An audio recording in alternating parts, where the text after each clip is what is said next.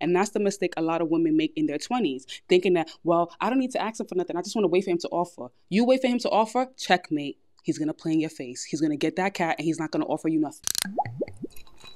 The Next Door podcast. You'll avoid being that dumb.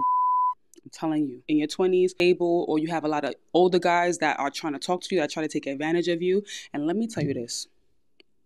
When you are in your 20s and you are dating an older guy, you should not be falling in love with his personality, who he is, his potential. You fall in love with his pockets.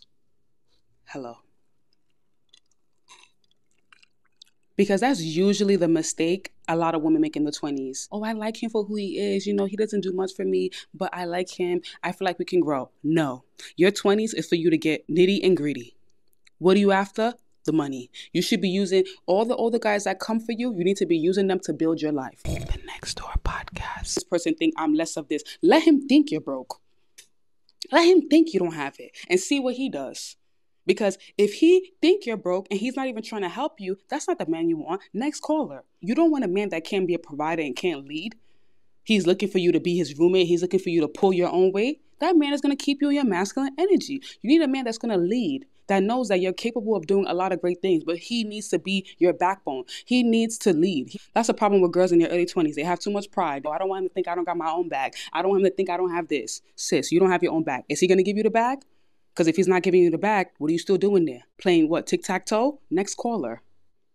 Don't deal with a man that's not ready to provide for you. And that's something you got to understand when you're dating in your 20s. Because that's the mistake that I made in my early 20s. I used to date guys just for fun. Date intentionally. Date with purpose. Because time is passing. As you're thinking, oh, I'm 21, I'm 22, I'm 23, I'm 24.